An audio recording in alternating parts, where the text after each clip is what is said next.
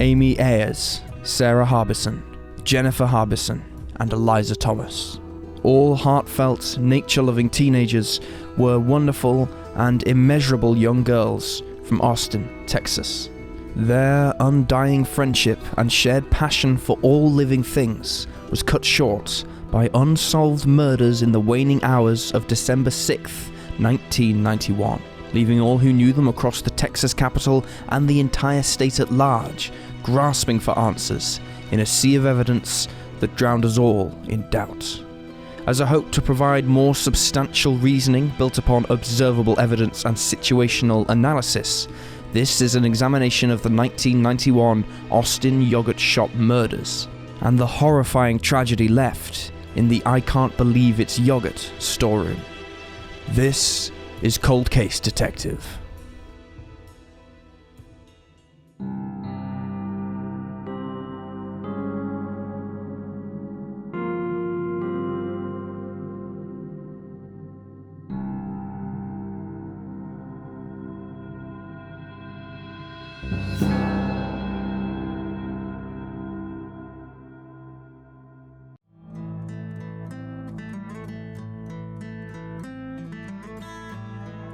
The youngest of the four girls was Amy Lee Ayers, born on the final day of January in the winter of 1978. She was quickly introduced into the ranching culture and cowgirl lifestyle that the open plains of Texas can inspire. From a young age, she became obsessed with the outdoors and all that Mother Nature had to offer, finding a special affinity for animals and associating with them in her free time. Her two major interests were fishing and horses, falling in love with competition shows.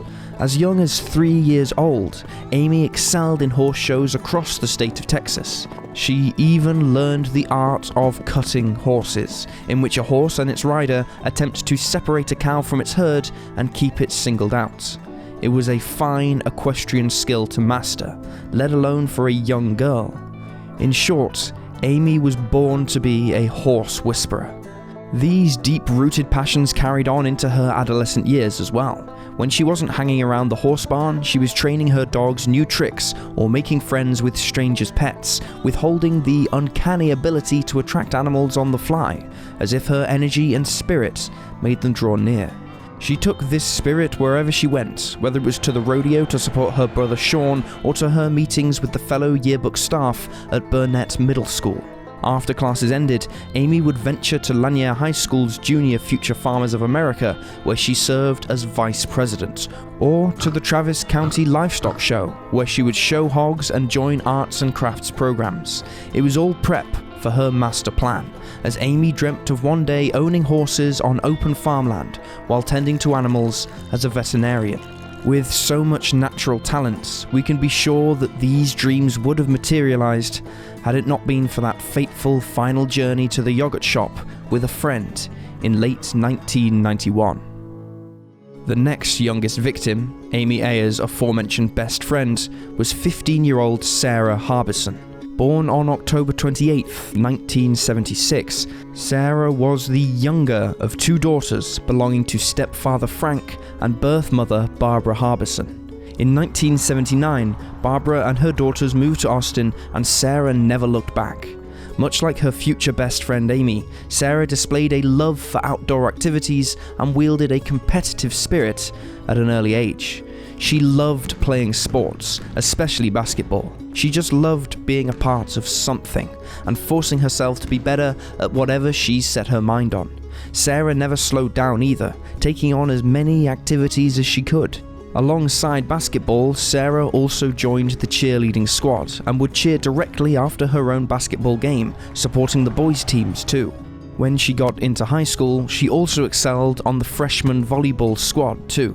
This hectic lifestyle didn't bother Mr. and Mrs. Harbison though, as they pushed Sarah to achieve greatness and follow her passions.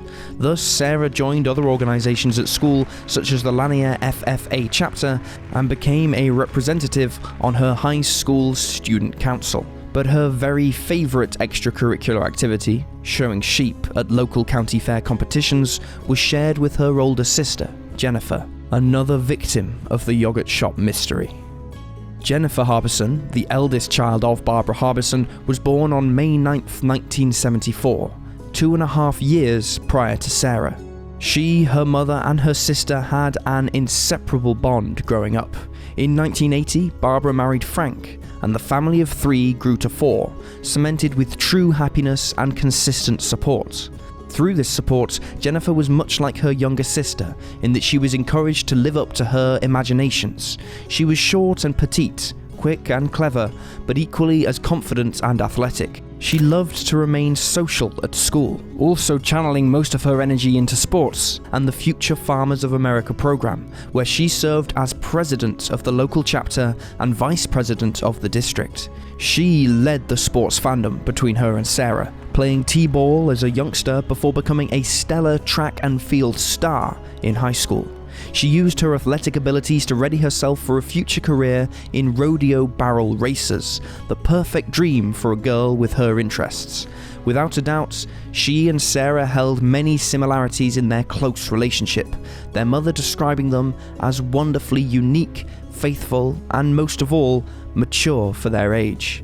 It was Jennifer's maturity that prodded Barbara to allow her to work part-time, late-night shifts at a minimum wage job at the I Can't Believe It's Yogurt shop so she could help pay for a navy blue Chevy S10 truck her birth father was wrangling for her.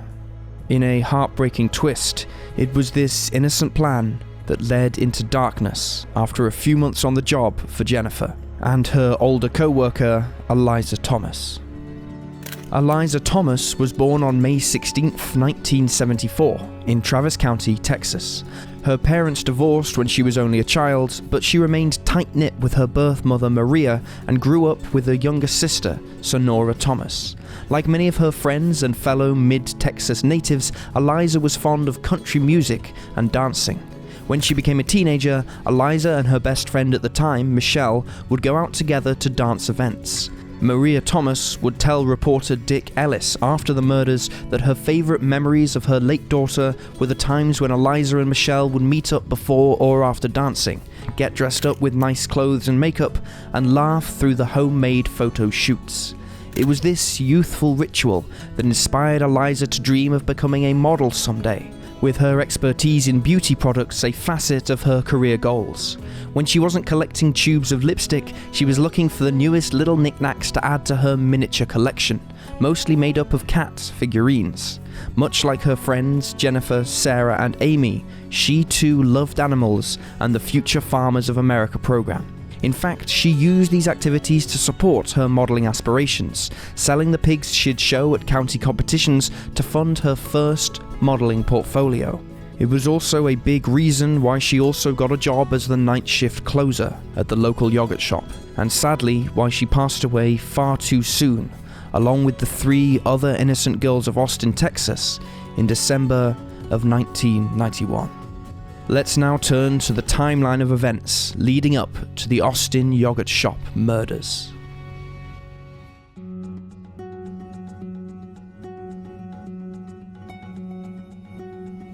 At around 4:30 p.m. on Friday, December 6, 1991, Barbara Harbison returns home from work to find her youngest daughter, Sarah Harbison, sitting on the couch eating a snack. Sarah informs her mother that she's going out that night with her friend Amy Ayers and asks if Amy can spend the night with them. Barbara agrees and tells Sarah she and Amy can get a ride from her eldest daughter, Jennifer Harbison, to a mall near Jennifer's work, and then a ride home after her shift ends. A few minutes later, Jennifer returns home from school to prep for work. Her mother and sister tell her of their plan, and she happily agrees. Sometime after 5 p.m, Jennifer and Sarah depart the Harbison household for the Austin shopping complex, the last time Barbara sees her children. Jennifer drops off Sarah and Amy at the mall and clocks in for the closing shift at the I Can't Believe It's Yogurt shop at 2949 W. Anderson Lane with her co-worker, Eliza Thomas. Over the next 4 hours or so, the night shift at the yogurt shop operates as usual. At around 10 p.m, customers at the store report seeing all the girls inside, happy and acting normally. This would be the last confirmed time that Eliza, Jennifer, Sarah and Amy are seen alive. Sometime within the next hour and 47 minutes, assumed to be around 11 p.m, the four friends are entrapped at the yogurt store by multiple assailants. The offenders gag, sexually assault, and eventually murder the girls in cold blood via gunshots to the head with .22 caliber lead bullets. They stack the bodies in the shop's storeroom, pour accelerants around the crime scene, light it all on fire, and escape into the thick of night. At exactly 11:47 p.m. the same night, Austin police officer Troy Gay patrols the Anderson line, North Austin area. He spots a fire burning at the I Can't Believe It's yogurt shop and calls it in to his dispatcher. Austin police backup arrive on the scene, and just after midnight on Saturday, December 7th, authorities discover the dead bodies of Eliza, Jennifer, Sarah, and Amy. Eliza and Sarah are found with their wrists tied, with Jennifer's unbound but her hands positioned behind her back. Their corpses are nude and charred almost beyond recognition. Amy's body is found in another section of the store, a sock-like cloth tied around her neck, with second-degree burns on about 30% of her body. It's theorized the bodies were stacked on top of each other, with Amy escaping the pile and crawling away before being shot once more. All the girls are presumed to have died before being burned.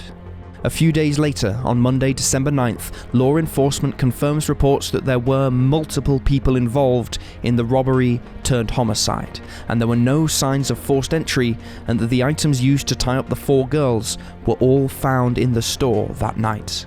The following day, on Tuesday, December 10th, the city of Austin, Texas, grieves with the various parents over the loss of their four children. A funeral is held, and it is attended by over 1,500 citizens. On Thursday, December 12th, State District Judge John Wisser seals the autopsy reports to sustain the evidence's confidentiality and protect the investigation. At North Cross Mall on Saturday, December 14th, a man by the name of Maurice Pierce is arrested for possession of a .22 caliber gun and bullets. Austin Police Detective Hector POLANCO brings him into question in regards to the yogurt shop murders, and Pierce eventually tells the detective that his friend FORREST WELBORN used the .22 gun in the four girls' murders. Despite this development, police report that they have few leads on December 23rd, after a false confession by an anonymous teenage girl and her boyfriend are proven untrue.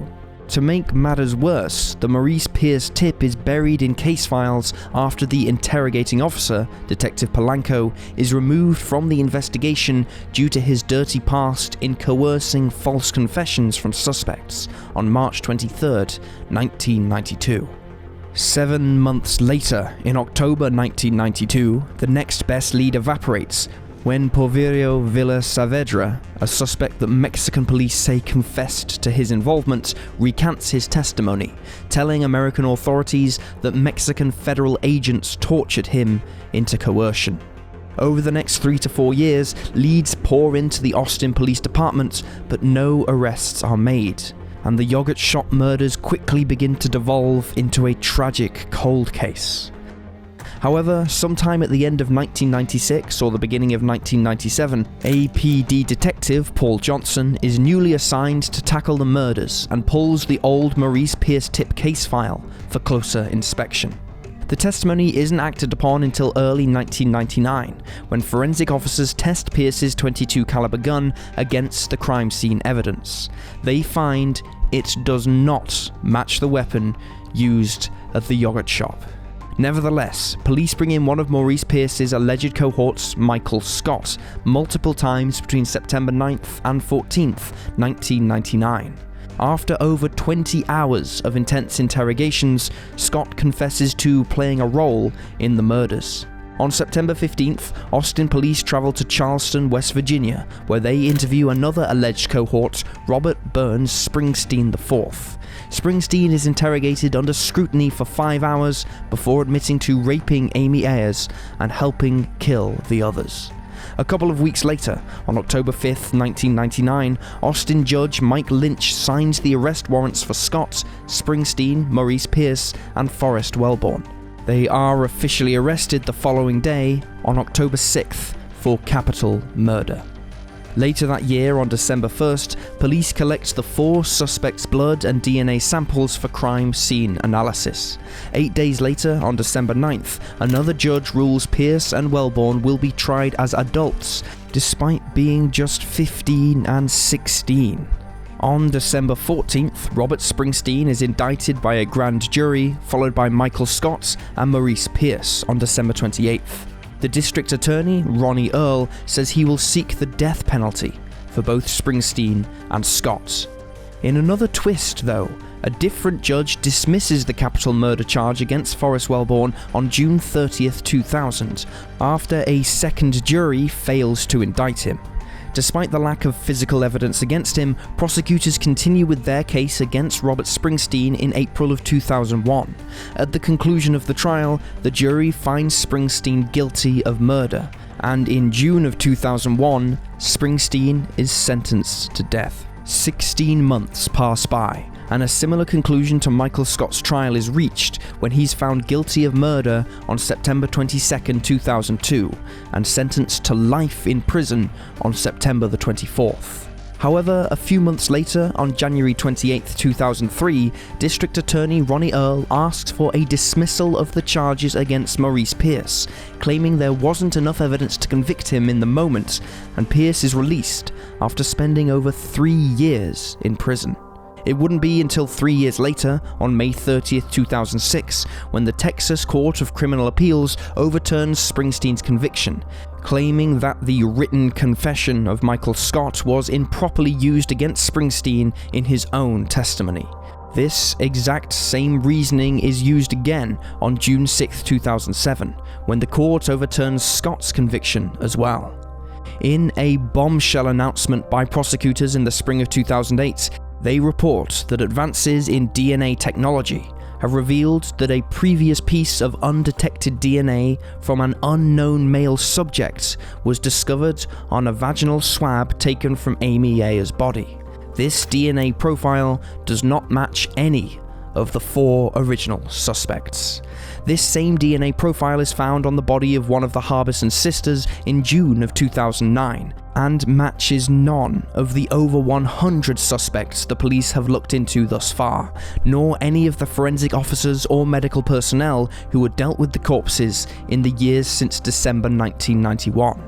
Later that month, on June 24, 2009, the DA's office tells a Travis County judge that they are no longer prepared for a retrial against Michael Scott or Robert Springsteen without the identity of the man to whom the new DNA belongs. At 2:50 p.m., the 2 men walk out of the courthouse with their attorneys, finally free men. In October of 2009, all charges are officially dropped against Scott and Springsteen. In the 11+ years since the wrongful arrests of Maurice Pierce, Forrest Welborn, Michael Scott and Robert Springsteen, and almost 19 years since the tragic assaults and murders of Amy Ayers, Sarah Harbison, Jennifer Harbison and Eliza Thomas, no matches of the DNA samples found at the yogurt crime scene have been announced, and there are currently no known active leads in the investigation.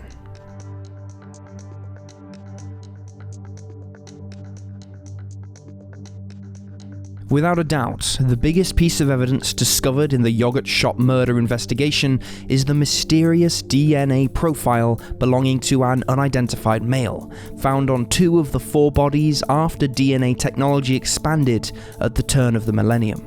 While not much is known about the sample outside of the gender of its donor, it's been announced that the profile does not match any of the tested suspects police have compiled since their manhunt began, nor does it match hundreds of associates of the prime suspects listed by the Austin Police Department thus far. Technicians have been ruled out, fellow law enforcement officers have been ruled out, the first responders have been ruled out. This means the DNA most certainly belongs to one of the men responsible for these harrowing acts of rape and murder.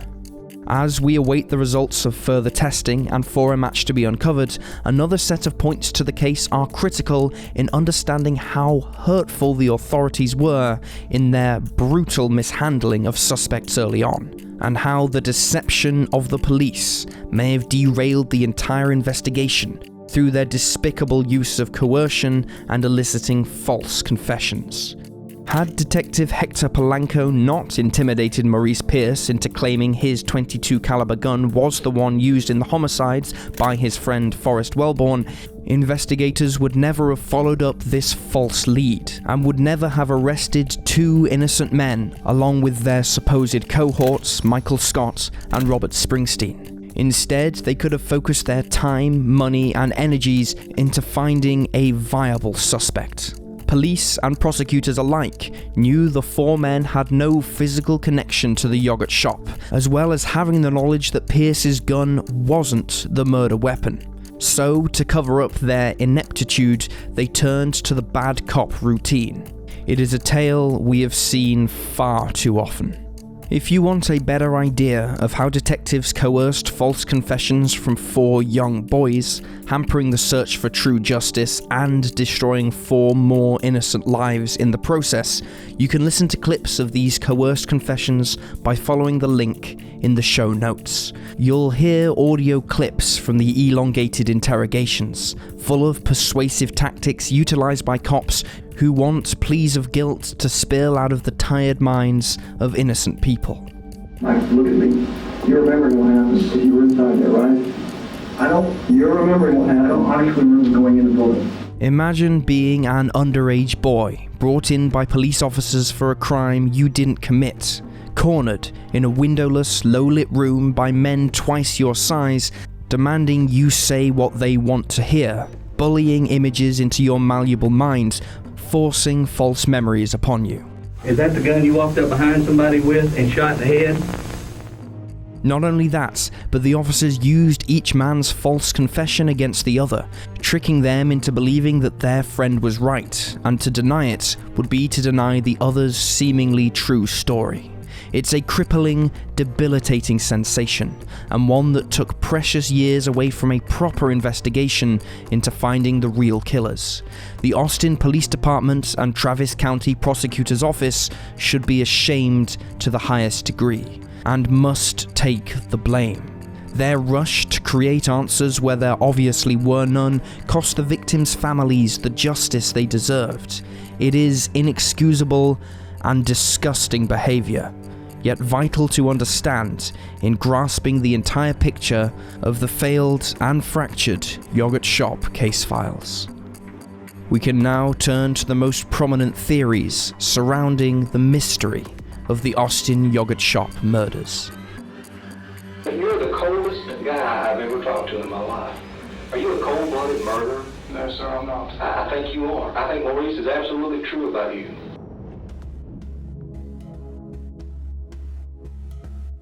The wildest part about the yogurt shop murders and its notoriety for the coerced confessions is that it didn't stop with the four main suspects believed to be responsible for years until DNA cleared their names. In fact, investigators heard over 50 false confessions related to the case, including one from infamous serial killer Kenneth Allen McDuff. McDuff's testimony, coming the day of his execution, was at first seriously considered by police when they realized he was in the Austin area around the time of the yogurt shop massacre, murdering Colleen Reed with accomplice Alva Hank Worley on December 29, 1991. However, after exhaustive investigative measures were taken, it was found that these claims by McDuff were false, a disturbing trend for a case lacking more and more clarity by the day. So why did so many people come forward with fake motives and lead authorities astray, distracting everyone from the real culprits still running free? For some, like McDuff, it was perfect fodder to receive their twisted 15 minutes of fame. These instigators deserve absolutely no recognition and should not be named, as their falsifications take away from the serious matter at hand. For others, false confessions might have come from further malpractices taken by Austin police and case detectives, who had the previously mentioned history in pulling the trigger on coercion. If the four boys were manipulated into confessing for the case to be fast-tracked to the solved folder, it's not out of the realm of possibility that others were subjected to similar tactics. Again, it goes without saying these awful investigative patterns damaged the case, and the police who took them were criminals in their own right. So, while the police were wasting time putting figurative and even literal guns to the heads of innocent parties, what other theories were discussed among case followers and armchair sleuths? The craziest and most ill-advised theory was purported in court by the prosecutor's office after Pierce, Welborn, Scott and Springsteen were cleared by DNA evidence. They claimed that they still believed the 4 men were guilty, but that a mysterious 5th cohort was the donor of the DNA profile. This theory was nothing but a desperate attempt by APD and the district attorney to save face in an obviously bungled prosecution effort that shouldn't be considered further as anything but a coward's last attempt to frame 4 innocent men. Another string of theories discussed across the message boards and email chains revolved around possible serial killer suspects. After Kenneth McDuff was ruled out, sleuths started pointing out other murderers with similar MOs. The most frequently mentioned was Paul Dennis Reed, also known as the fast food killer, convicted of 7 murders over a string of 3 fast food chain robberies from February to April of 1997. Reed killed his victims in a similar fashion to the yogurt shop murderer, bringing them to the building's storeroom, binding them at the wrists, and shooting them in the head, execution style. While these slayings happened in Nashville, Tennessee, Reed had a criminal history in Texas dating all the way back to 1983, getting out of prison for an armed robbery charge in 1990. However, because Reed was eventually apprehended, his DNA records would have been entered into a criminal database and subsequently ruled out as a match to the yogurt shop murders. Reed also operated alone and dealt with mental disabilities according to his family, going against yogurt shop crime scene evidence that there were multiple offenders who were likely skilled criminals, operating with precision. These data points also most likely rule out involvement of the gunman in the Lane Bryant shooting mystery that took place on February 22, 2008. Despite the vast amount of time between the Lane Bryant case and the yogurt shop case, it's hard for people to ignore the similarities in crime scenes. The Lane Bryant shootings also involved all female victims who were executed via gunshots to the head after being trapped in the back of their store. Ultimately, there was one victim who survived and told police that the gunman was working alone, and for a case that took place in Illinois, 1,000 miles away and 17 years apart from the yogurt shop case, a link between the two is highly improbable. Of all the theories put forth by the community surrounding the case, there is one hypothesis that stands out from the rest. An idea about who the killers might be built from a couple of eyewitness testimonies gathered by the consumers at the I Can't Believe It's yogurt shop the night of the massacre. These statements place 2 unidentified men sitting at a booth after 10 p.m, coming across as odd and emitting a peculiar aura. The first man was described as white, standing at around 5 feet 6 inches, in his late 20s or early 30s, sporting dirty blonde hair and a large black jacket. The second figure was described as much bigger, a 6-foot white male of average build, with darker hair and an elongated, pointy nose, sporting a green military fatigue type jacket. He spoke with a deep yet crystal clear voice. The first customer to speak out against the 2 men was Darrell Croft, who testified for defense lawyers in Michael Scott's criminal trial in 2002. Croft, a former police officer and security manager in 1991, had visited the Austin yogurt shop at just about 10 p.m. on December 6th with 2 friends. He recollected how, when he went to go stand in line, a man wearing a green military fatigue jacket matching the description of the second man was loitering, asking other customers to go in front of him so he'd be at the back of the line. When he approached Croft, he actually asked him if he was a former cop and if he'd jump ahead of him in line. Croft denied his bizarre request and monitored the man as he made his way to the counter and ordered a soft drink. Once he paid for the beverage, the man then slinked around the counter and walked into the back of the store. Croft, growing more and more suspicious, asked Eliza Thomas, who was working the cash register, why the man was allowed back there. She informed Croft that the man had asked to use their restroom, and she gave him permission, acting as the shift supervisor. But Croft couldn't shake the strangeness of the incident and waited around the front counter for a few minutes longer than normal, waiting to see if the man in the green jacket returned. When he failed to show up, Croft left the store with his friends, but reported the description of the man to the police a few days after the murders were reported on. For reasons unknown, a police sketch of the man in the military jacket was never procured, and Croft failed to pick a recognizable face out of a couple of suspect lineups in the aftermath. Lineups that included the 4 innocent boys. The other major testimony regarding the 2 men was pulled from old police statements by the Austin Chronicle for a story published by reporter Jordan Smith in December of 2011.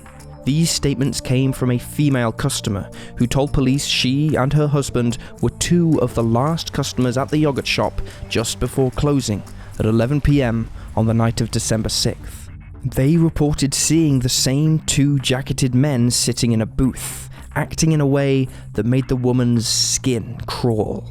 She watched them in the reflection of the shop's front window as the girls began to close up the shop by refilling napkin holders, cleaning floors, and flipping chairs on top of tables. Even as the couple left, the 2 men remained in their seats, acting as if they weren't going anywhere soon, as Jennifer Harbison locked the door and flipped the sign to read closed, as to dissuade any new customers from entering. The girls inside acted normally, but according to the couple, the men did not. It's hard not to find these shared experiences rather intriguing. These 2 men have not been named or cleared by authorities. For all we know, they were never tracked down by police, nor interviewed. Law enforcement has stated that they are interested in speaking to the 2 men, but as witnesses rather than suspects. However, considering their uncomfortable vibes and peculiar behaviour, those who consider them suspects have good reason to do so. In one of the crime scene photographs taken the morning after the murders, you can see a booth in the background of the dining area that has an empty napkin dispenser and cleared tabletop. When customers were shown the photo, they agreed it was likely the booth the 2 suspicious men sat at. This means that the murders happened in between the men leaving and the girls being able to finish up closing their booth, a very slim amount of time, considering they were in the middle of clearing the tables. Thus, if the 2 men aren't responsible, they at least had the best shot at spotting the real killers, making the mystery of the unidentified male closing customers the most puzzling and important of all. Before we divulge our hypothesis of the 1991 Austin yogurt shop unsolved murders, we want to make it known our conclusions presented in Cold Case Detective are purely logical speculation based on evidence, circumstance, and factual subtext. We are only privy to the same information presented in each video, and we do not attempt to promise certainty or an expert guarantee on the findings we reach in closing. We simply observe, research, and report. For starters, we believe that these murders were indeed the actions of multiple assailants, or a killer with at least one other accomplice. The evidence hides in the simple fact it would be next to impossible for a single perpetrator to subdue all 4 girls by themselves, take them to the back storeroom, tie them up, and set the entire place on fire without causing a ruckus. There are 2 key pieces of data to support this. Remember, none of the neighbouring businesses at the strip mall where the yogurt shop was located reported hearing anything to suggest murder the night of December 6th. One business did say they heard a few popping noises, most likely the gunshots, but nobody heard screaming or shouting or banging or anything to suggest a desperate fight was put up. If there were multiple offenders, keeping everything quiet would have been a much easier task. The young girls' friends and families agree with this, stating that their courage and tough mudder personalities would be too much for one person with one gun to overcome. Secondly, we are confident that these murders were orchestrated by career criminals and likely sociopaths who were seeking to attack women, with the resources to do so without detection. These horrific crimes were not carried out by high school boys attempting to rob the neighborhood yogurt stand. Rather, they were premeditated acts of violence, people who sought to harm and strike fear in their victims. The reason the killings are more than likely not a simple robbery gone wrong is the presence of an accelerant around the storeroom after the fire was put out. Most criminals do not bring lighter fluid along with their robberies, usually seeking to run in and out of their target and leave without physical conflict. Plus, there were plenty of other shops around the area that would have provided much more cash than the yogurt shop did. No, we believe these murders were intentional from the beginning. It is highly possible that the men who murdered the girls were watching one of them from afar, maybe even prior to December 6th. They could have made Amy and Sarah targets after spotting them at the mall without parental supervision, a popular spot for offenders to track unsuspecting women. While there is no evidence to suggest this, it cannot be ruled out when considering these killers were concise in how they acted, and the history of violence against young women in general. So, who could the killers be? While it is impossible to know for sure, we believe those two jacketed men previously mentioned are the most fitting suspects. They were acting suspiciously, bothersome to multiple customers, and were the only two of over 50 customers that evening that have yet to be accounted for. Not only that, but the story by Darryl Croft leaves us wondering if that tall man in the green jacket wasn't just going back to use the restroom, but rather scoping the shop for cameras, or worse, a place to commit a future assault. They were the last two people seen with the girls, and wearing clothes that could have concealed weapons. Of course, this is all circumstantial evidence. However, it is also curious that the two men who were lurking in the booth at the I Can't Believe It's yogurt shop on December 6th have not come forward to absolve themselves of any further suspicion. They could have effortlessly cleared their names and identities through science, submitting DNA to be compared to the sample obtained by police. Until that happens, they are the greatest suspects we have, and must be found to unlock further answers regarding the entire mystery. Until then, we must keep the faith that the DNA profile currently held in evidence can be used to help aid investigators. Sadly, the type of DNA sample received, a YSTR strand, also known as mitochondrial DNA, isn't the kind one can simply input into a genealogy database and connect it to relatives. While it can rule out suspects when compared with direct DNA donations, it's hard to be used as a backwards investigative tool, like the DNA was used for cases in the Golden State Killer investigation. Not only this, but the FBI has withheld the DNA sample from such genealogy studies anyway, claiming privacy laws to be complicating its potential use in further DNA campaigns. Still, we will hold out hope that a breakthrough is just around the corner. And in the meantime, we will celebrate the lives of Amy Ayers, Sarah Harbison, Jennifer Harbison, and Eliza Thomas. We will champion their unique personalities, shared passions, and their unparalleled drive to be nothing but unapologetically themselves. We will spread the hope and happiness and heartfelt courage those four girls emanated in their daily lives, never missing an opportunity to inspire those around them. We will remember their athletic feats, their unmatched equestrian skill sets, their farming expertise, and their community-driven spirits. We will remind the world that these were four young women full of promise, navigating their mid-Texas neighborhoods so that one day they could move out to new pastures and shape the world at large for the better. The tragic rape and murder at the I Can't Believe It's Yogurt shop on the night of December 6th, 1991 will not be the defining legacies of Amy, Sarah, Jennifer, and Eliza. Their legacies are defined by every positive and life-affirming moment before, defined by their love for both nature and humanity. This is a type of love that is not burned or broken, no matter the circumstances of their final moments. It is the reason their memory will never perish as we continue a search for their justice into the infinite night. This is Cold Case Detective.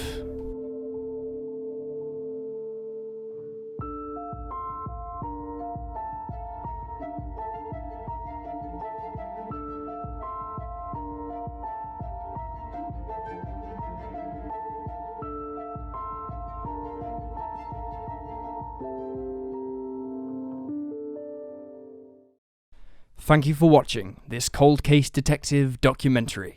If you'd like to support the show, you can do so by subscribing on Patreon for a whole host of benefits and access to additional content.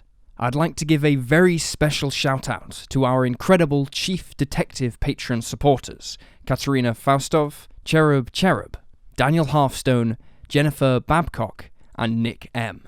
Alongside, of course, everyone who supports us on Patreon for making this show possible. Thank you all so much. Stay safe, and I'll see you next time.